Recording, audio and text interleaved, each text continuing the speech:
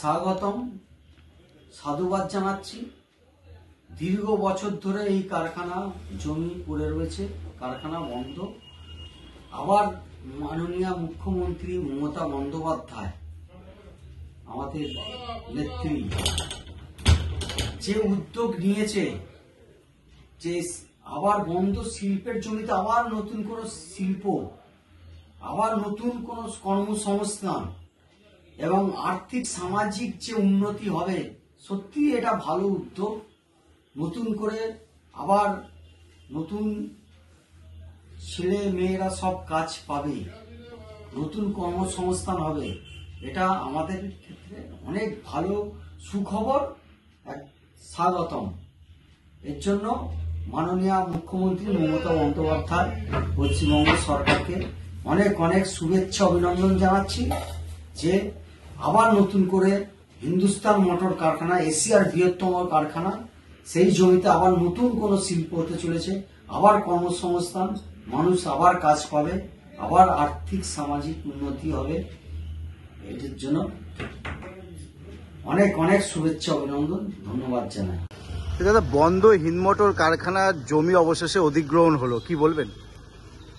অধিগ্রহণ হলো, যারা অধিগ্রহণ করলো আমাদের একটাই বক্তব্য, বরাবরই এটা ছিল যে শিল্পের জমিতে শিল্প করতে হবে, যাদের নতুন করে কর্মসংস্থান তৈরি হয়। আর সবচেয়ে বড় কথা হচ্ছে যে আমাদের বন্ধ হিন্দমোটর কারখানার যে বকেয়া শ্রমিক কর্মচারীদের যা ছিল, যা দেখেছেন যে এর আগেও যখন অবশিষ্ট যে জমি ছিল, পরিত্যক্ত যে জমি ছিল হিন্দমোটর কারখানার, যখন সেটাকে অধিগ্রহণ করা হয়েছিল, তো সেখানে একটা গুরুত্বপূর্ণ চুক্তি যেটা ছিল যে সেই অর্থে বন্ধ কলকারখানার শ্রমিকদের সমস্ত বকেয়াকে পরিশোধ করতে হবে, যা করা হয়নি। এবং সেই চুক্তিকে অন্যরকমভাবে তৃণমূল কংগ্রেস সরকার আসার পর সেটাকে বদলে ফেলা হয়েছিল। কিন্তু এক্ষেত্রে পরিষ্কার কথা, আমাদের বন্ধ কারখানার জমিতে সেখানে শিল্প করতে হবে কর্মসংস্থানের স্বার্থে, এবং সমস্ত বকেয়া পরিশোধ করতে হবে। অধিগ্রহণ যে কি করেছে জানেন পুরো বিষয়টা? অধিগ্রহণ যেটা করেছে, আপনাদের ওখানে যতদূর আমরা শুনতে পাচ্ছি যে ডিসপোজাল যে জায়গাটা রয়েছে, সেই জায়গাটাকে অধিগ্রহণ করেছে। আপাতত এইটুকু আমরা জানতে পারছি। এলাকার লোকেরা কি চাকরি বাকরি পাবে আবার মনে হয়? আমাদের সেটাই দাবি, আমাদের কর্মসংস্থান চাই, তার জন্য শিল্প করতে হবে। শুধু তোলাবাজি সিন্ডিকেট ছাড়া তো আমাদের রাজ্যে কিছু নেই শিল্প বলতে। সেখানে প্রোডাকশন ইউনিট করতে হবে। এর আগে মাননীয় মুখ্যমন্ত্রী এখানে এসেছিলেন, অনেক শিল্প অনেক কিছু প্রতিশ্রুতি দিয়েছিলেন। পিডব্লিউএসি কি হলো? তা কিছুই হয়নি। আমরা যে মিথ্যা প্রতিশ্রুতি নয়, ভাওতা নয়, আমাদের কারখানা তৈরি করতে হবে, শিল্প তৈরি করতে হবে, যাতে কর্মসংস্থান তৈরি হয়। আপনার নাম ও রেজিস্ট্রেশন? আমার নাম আবাস ঘোষ। কি বলবো আমি, বলার তো কিছু নেই। কোম্পানির জিনিস, বিল্ডার কোম্পানির জিনিস, বিল্ডার যদি দিয়ে দেয় ওকে, তাহলে কে বলতে যাবে ওকে? বিল্ডার নাকি কেস করেছিল যাতে ওরা না দিতে হয়। হ্যাঁ, কেস করেছিল, সে তো আমরাও জানি। কি হয়েছিল তখন? কিন্তু কোর্টে আছে, কি হয়েছে ফয়সলা আমি জানি না ভাই ভালো করে। আপনি কত বছর ধরে চাকরি করছেন? আমি ধরুন 86-এ ঢুকেছি এখানে। আচ্ছা, 1986-এ, তখন থেকেই আছি এখানে। এখন তো আপনার, এখন আমার তো লেখার পড়া এখানেই, ছোটবেলা থেকেই এখানেই আছি আমি, কিন্তু আমি 86-এ ঢুকেছি ফ্যাক্টরিতে। এই যে এখানকার যে আপনার ছোটবেলা মানে দেখা যে কারখানাটা, সেইটা তো ভেঙে চুরে একদম প্লেন করে দিয়েছে, মাঠ করে দিয়েছে, ভেঙে চুরে।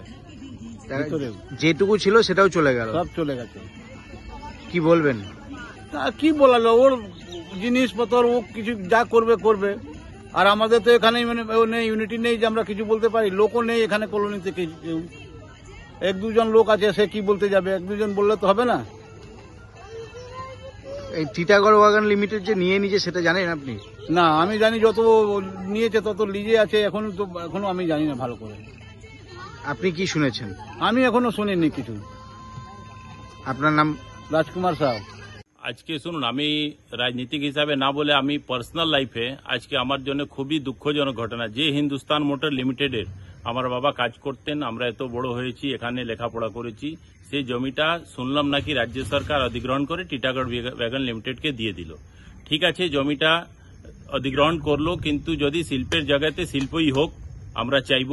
কিন্তু সব থেকে একটা বড় প্রশ্ন রয়ে গেল, এখনো প্রায় 250-300 যারা লেবার, যাদের চাকরি এখনো বেঁচে আছে, তাদের কি হলো? তাদের এখন পিএফ, গ্র্যাচুইটি, ছুটির পয়সা, এদের 2 কোটি টাকা মতন ওই সিআইটিউ পরিচালিত যে কোঅপারেটিভ আছে সেখানে ফেসে আছে। এইসব টাকাগুলোর কি হলো, এটা তো খুবই চিন্তা বিষয়। আজকে যদি বিষয়টা একটু খুলে বলেন কি বিষয়টা আছে। আজকে আমরা যা শুনলাম, রাজ্য সরকার জমিটা অধিগ্রহণ করে টিটাগড় ওয়াগন লিমিটেডকে হ্যান্ডওভার করেছে। এবার শুনেছি, জানি না কত কনফার্ম, যে হিন্দুস্তান মোটর লিমিটেড এই জমির জন্য সুপ্রিম কোর্টে অ্যাপ্লাই করেছে স্টের জন্য। এটা কত ঠিক কত বেঠিক জানি না, কিন্তু আমার যা মনে হচ্ছে রাজ্য সরকার, Hindustan motor limited, Titagarh wagon limited আর স্থানীয় যারা নেতৃত্ব আছে সবাই মিলিভগতে এই ঘটনা হয়েছে। আজকে অধিগ্রহণ তো 6 মাস আগেও হতে পারত, 2 বছর আগেও হতে পারত, কিন্তু যখন এখানকার সব লোহা লক্কড় স্ক্র্যাপ বিক্রি করে দিল, হয়তো কিছু নেতাদের জমি বাড়ি গাড়ি ফাড়ি হয়ে গেল, তারপরে এই কারখানা অধিগ্রহণ হলো। হিন্দুস্তান মোটর লিমিটেড কিছু টাকা হয়তো পেয়ে গেল, কিছু লোক কোটিপতি হয়ে গেল, তারপরে অধিগ্রহণ। তারে এই আগে অধিগ্রহণ হলো, সেট থাকাকালীন কেন অধিগ্রহণ হলো না? আজকে এই এত লোকের ভবিষ্যৎ কি হবে? এরা তো পুরো অন্ধকারে আজকে 14 বছর ধরে আছে। দিদি তো একবার সব জায়গায় এখানকার শ্রমিকদেরকে নিয়ে আমি গেছি, লোকাল কাউন্সিলর থেকে নিয়ে মুখ্যমন্ত্রী পর্যন্ত সব জায়গায় চিঠি করা হয়েছিল, কিন্তু একবারও কেউ দেখতে আসলো না এই শ্রমিকদের জন্য কি হচ্ছে।